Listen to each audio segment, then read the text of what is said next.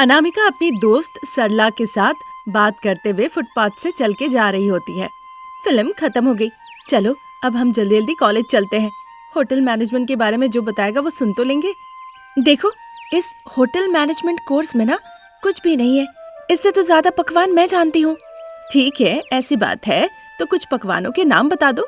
इमली का अचार, टमाटर की चटनी, दाल का सूप, नमकीन मछली। अभी याद नहीं आ रहा।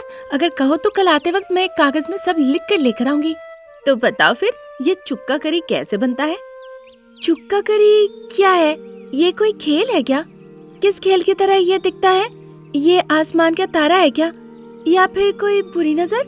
सरला गुस्से से देखने लगती है। बहुत मजाक हो गया, अब चलो कॉलेज चलते हैं। इस तरह कह के वो जाने लगते हैं। अब कोई चारा नहीं था, इसलिए अनामिका सरला के पीछे पीछे जाने लगती है। शहर के ठीक चौरास्ता के पास एक शारदा होटल नाम का होटल था। वहाँ बहुत भीड़ भाड़ थी। शारदा काउंटर के ऊपर मुस्कुराते हुए बैठी हुई थी। उसके पति प्रसाद सबको सप्लाई कर रहे थे और रमेश खाना पका रहा था। हे ईश्वर, आशीर्वाद दीजिए, ऐसे ही हमारा होटल दिन ब दिन आसमान छूता रहे। इस तरह वो प्रार्थना करती है। तभी गोपाल और अनामिका बात करते हुए शारदा के होटल के अंदर आके बैठती है। प्रसाद उनके पास आते हैं। 3 मील ले आइएगा। हाँ, इस तरह कहने पे प्रसाद फिर वहाँ से शारदा के पास जाते हैं। शारदा, अब मुझसे सप्लाई नहीं हो रहा है, तुम एक नौकर क्यों नहीं रखती? जो हम कमाते हैं वो राशन में ही निकल जाता है। अगर नौकर रखेंगे तो बचत कहाँ से होगी? अब अच्छा हो या बुरा हो, आप ही को मेहनत करनी होगी। ऐसा कही रही थी, तभी वहाँ बेटा रमेश आता है। माँ, तुम पिताजी को इतना परेशान क्यों कर रही हो? वो कह रहे हैं ना उनसे नहीं हो पा रहा है। तुम्हें और तुम्हारे पिताजी से मेहनत करवा के मुझे अच्छा लगता है क्या? अगर होटल मैनेजमेंट की हुई बहू आए तो फिर हमारे होटल के अच्छे दिन हो जाएंगे, तब जाके तुम्हें और तुम्हारे पिताजी को आराम मिलेगा। इधर वो इस तरह से कह रही थी, उधर अनामिका जो होटल में आई हुई थी। अच्छा ये बताइए, जिस होटल मैनेजमेंट कॉलेज में मैं पढ़ती हूँ वहाँ पर आप क्यों आए पिताजी? जब वो इस तरह कहती है, शारदा सुन लेती है और खुशी खुशी उसे देखने लगती है। अरे वाह, लड़की सुंदर भी है और ऊपर से होटल मैनेजमेंट भी कर रही है। मुझे इसके बारे में जानकारी लेनी होगी। फिर देर न किए वे शारदा उन दोनों के पास जाती है। मुझे लगता है मैंने कहीं तुम्हें देखा है। इस तरह मीठी मीठी बात करके उसके बारे में पूरा विवरण ले लेती है। तब तक प्रसाद 3 मील लाके देते हैं। गोपाल, कमला, अनामिका पेट भर के खाना खाते हैं। फिर 2-3 दिनों के बाद शारदा और उसके परिवार अनामिका के घर जाते हैं अनामिका को देखने के लिए। रमेश, अनामिका एक दूसरे को पसंद कर लेते हैं। फिर अच्छा मुहूर्त देख के दोनों की शादी हो जाती है। अब अनामिका ससुराल में कदम रखती है। आज्ञाकारी की तरह अनामिका उस घर का सारा काम काज करती है। ये देख के शारदा खुश होकर कहती है, बहू, तुमने होटल मैनेजमेंट किया है ना? हाँ माँ जी। फिर तो तुम्हें शहर के होटलों के बारे में पता होगा। उनके तरह हमें भी होटल बड़ा करना है। ये जिम्मेदारी मैं तुम्हें देती हूँ। इस तरह कहकर वो होटल की चाबियाँ अनामिका को देती है। फिर अनामिका को साथ लेके वो होटल जाती है और काउंटर पे बैठ जाती है। उस दिन से ही अनामिका होटल में बहुत बदलाव ले आती है। बिना स्वाद के इमली की चटनी, बिना मसाले का सब्जी, पानी से बना हुआ पतला दाल, ये सब वो मेनू में डाल देती है। अब धीरे धीरे होटल में आने वाले कस्टमर्स की गिनती कम होने लगती है, जिस वजह से उनकी कमाई भी अब धीरे धीरे कम होने लगती है। अब शारदा को समझ में नहीं आता है कि वो क्या करेगी। एक दिन सर पकड़ के वो सोफे पे बैठी होती है। सोचा था होटल मैनेजमेंट का कोर्स करके बहू आएगी तो होटल में बढ़ोतरी होगी। यहाँ तो सब उल्टा ही हो रहा है। एक बार अनामिका से पूछना होगा उसने होटल मैनेजमेंट का कोर्स किया है या नहीं। जब वो इस तरह सोच रही थी, तभी अपने पति रमेश के साथ अनामिका वहाँ पे आती है। बेटा, तुम अपने कमरे में जाओ, तो मुझे बहू से कुछ बात करनी है। इतना कहने पर रमेश अपने कमरे में चला जाता है। बताइए माँ जी, आप किस बारे में बात करना चाहती है? और किस बारे में कहूँ बहू, जो होटल बंद होने के कगार में है उस बारे में बात करना चाहती हूँ। अब क्या करें माँ जी, हर दिन मैंने अलग अलग रेसिपी रखा जो मुझे बहुत पसंद है, पर उन्हें पसंद नहीं आ रहे हैं, इसलिए होटल में ग्राहक आना कम हो गया है। मैं थी तो सब बढ़िया था, तुमने सब बर्बाद कर दिया। मैंने तो बहुत अच्छे से कोशिश की माँ जी। एक बात बताओ, तुमने होटल मैनेजमेंट का कोर्स पूरी तरह से की है कि नहीं? इस तरह से पूछने पे अनामिका बिना कुछ कहे हुए अपना सर झुका के खड़ी रहती है। इसी के साथ शारदा अपने छाती पे हाथ रखती है और गिर जाती है। जल्दी से वो शारदा को अस्पताल में एडमिट करते हैं। प्रसाद शारदा के पास ही रुकते हैं। मेरी वजह से सासू माँ के दिल में इतना दर्द है, उनके मन में खुशी नहीं है।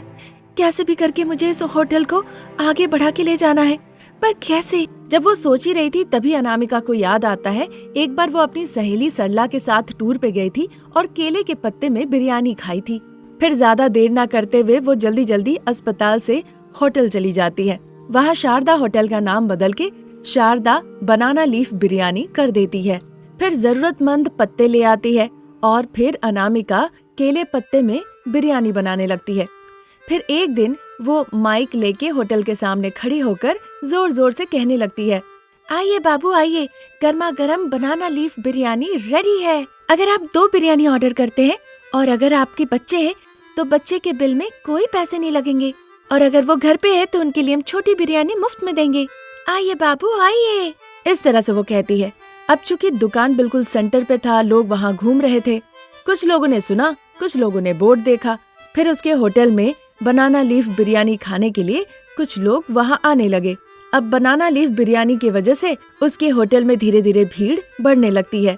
इतनी भीड़ कि अब रमेश सप्लाई दे नहीं पाता है। फिर एक दिन अस्पताल से शारदा को लेकर सीधा प्रसाद होटल में आते हैं।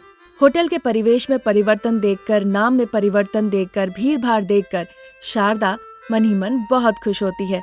खाना खाकर अच्छा लगा ग्राहकों के मुंह से सुन के शारदा बहुत खुश होती है। ये सब देखकर शारदा अपनी बहू की बहुत प्रशंसा करती है। फिर शारदा जाके काउंटर संभालती है। अनामिका किचन और रमेश प्रसाद दोनों सप्लाई में लग जाते हैं और इस तरह अनामिका का ये बनाना लीफ बिरयानी की परिकल्पना बहुत हिट हो जाती है और तब से शारदा भी अपनी बहू का बहुत प्यार और जतन करने लगती है। तब बीच रात था। हॉल के झूले में सासू माँ शारदा गुस्से से त्रिशूल पकड़ी हुई थी और बैठी हुई थी। रसोई के पास दीवार पे एक घड़ी लगी हुई थी।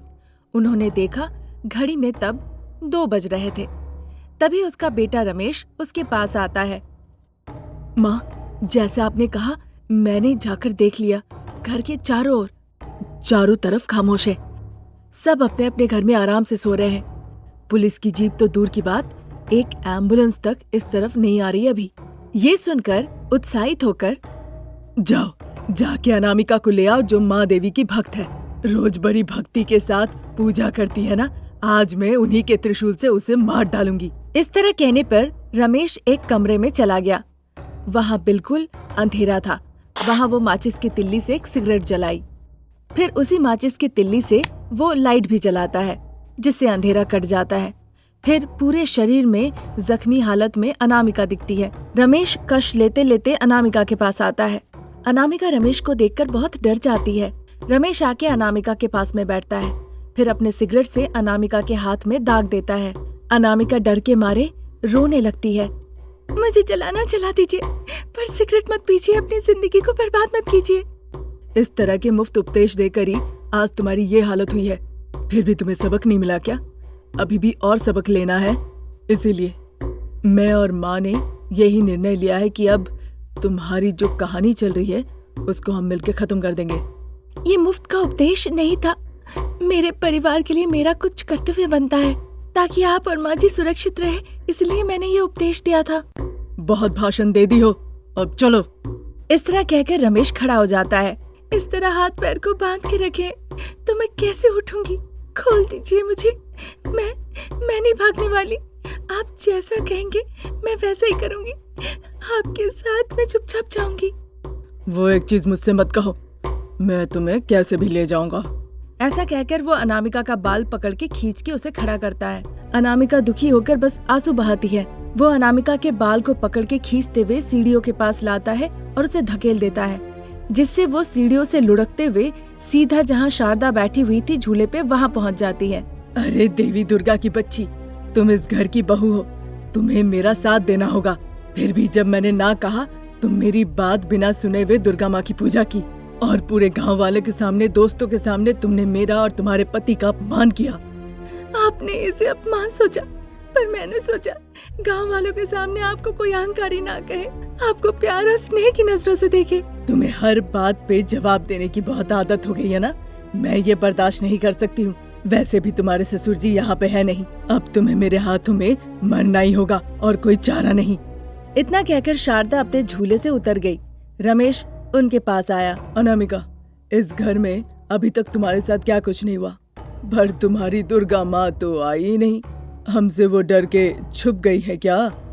ऐसा मत कहिए, देवताओं को लेके मजाक नहीं करते। पागल लड़की, मेरे हाथों में देखो, ये त्रिशूल है। जहाँ तुम पूजा करती हो तुम्हारी देवी माँ के पास से लाई हूँ। वो बस देखते ही रह गई, कुछ किया ही नहीं। अभी भी मैं तुम्हें मारने जाऊंगी, वो कुछ करेंगी नहीं। इस तरह पहले मुस्कुराती है, फिर गुस्से में त्रिशूल लाके अनामिका को भोंकने ही वाली होती है। माँ दुर्गा अनामिका के भेष में वहाँ प्रकट हो जाती है। शारदा रमेश डर के मारे देवी माँ को बस देखते ही रह जाते हैं और गुस्से से माँ दुर्गा सोफे की तरफ देखती है। माँ दुर्गा की आंखों से आग के कण आकर सोफे पे गिरने लगे। इसी के साथ सोफा जल के राख हो गया। फिर माँ दुर्गा ने टीवी देखा, टीवी वहीं पे चकनाचूर हो गया। फ्रिज की तरफ देखती है, फ्रिज भी टुकड़ा टुकड़ा हो जाता है। शारदा रमेश काफी डर जाते हैं। फिर वो गुस्से से उन्हें देखने लगती है। इस घर के साथ साथ सभी सुरक्षित रहे, इस तरह वो सबका भला चाहती थी। आज तक कभी भी उसने अपने लिए कुछ नहीं मांगा, सिर्फ अपने परिवार की सुरक्षा की कामना की। ऐसे भक्त को तुम मारना चाहते हो? अब देखो। इस तरह कहते हुए माँ दुर्गा अपना त्रिशूल उठाती है। इसी के साथ अनामिका देवी दुर्गा के सामने आके खड़ी हो जाती है और प्रार्थना करने लगती है। एक अनामिका के भेष में माँ दुर्गा और दूसरी अनामिका हाथ जोड़ के खड़ी है। ये देखकर शारदा रमेश आश्चर्य हो जाते हैं। शांत हो जाओ माँ, शांत हो जाओ।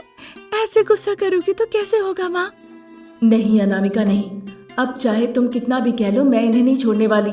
मैंने कहा था ये तुम्हें मार देंगे, तुमने मेरी बात नहीं सुनी, मुझ पे भरोसा नहीं किया। अब क्या करोगी? अनामिका कुछ जवाब नहीं दे पाई, उसकी आंखें गीली थी। अब तुम समझ पाई तुम्हारी सास कैसी है, तुम्हारा पति का असली रंग क्या है। तुम्हें दिखाने के लिए ही मैं तुम्हारे भेष में आई हुई थी।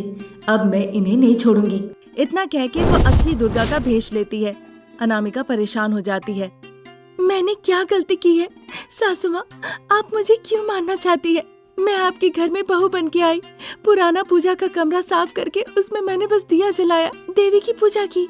यही गलती है अनामिका, हम जिन्हें खाना देते हैं तब वो खाती है, फिर वो हमारी रक्षा कैसे कर सकती है? इसीलिए कहा था पूजा पाठ मत करो। शारदा जब कह रही थी, माँ देवी सब कुछ सुन रही थी। आपको अमीर होने का अहंकार की वजह से आप नौकर चाकर बाकी लोगों को बिना मतलब का डांट फटकार लगाती रहती है, इसीलिए कहा था डांटना सही नहीं है, पर आपको लगा मैं आपके खिलाफ हूँ।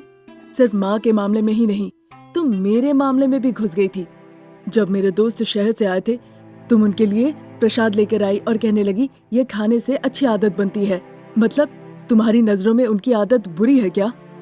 अरे मैंने देखा तो बस कह दिया, क्या हो गया? तो अगर तो अच्छी बातें मैंने कही थी तो, पर मैंने जानबूझ के आपको अपमान करने के लिए नहीं कहा।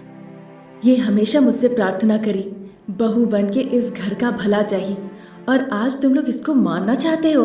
तुम लोग। फिर माँ दुर्गा अपना त्रिशूल उठाती है। शारदा और रमेश डर के मारे अनामिका को देखने लगते हैं। बचा लो बहू, आज से तुम जो करने को कहेगी मैं वही करूंगी, जो खाने को दोगी वही खाऊंगी, जो करने को बोलेगी वही करूंगी। तुम्हारे पिताजी की कसम खाती हूँ।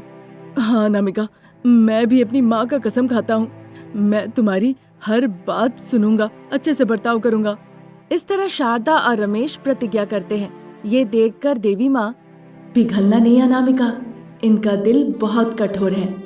अरे दुर्गा माँ, देखिए ये हाथ जोड़ के विनती कर रहे हैं, ये आइंदा इस तरह कभी नहीं करेंगे। हाँ देवी माँ, और अगर गलती से भी किया, अगर गलती से ये चीज फिर से दोहराया, फिर तुम लोग जिंदा नहीं रहोगे। फिर माँ दुर्गा अदृश्य हो जाती है। उस दिन से शारदा और रमेश अनामिका की हर एक बात सुनने लगा और तब से अपने बालों में फूल लगाकर दोनों पूजा पाठ करना शुरू कर दिए। ये थी आज की कहानी। नई कहानी लेके जल्द हाजिर होंगे। नमस्कार।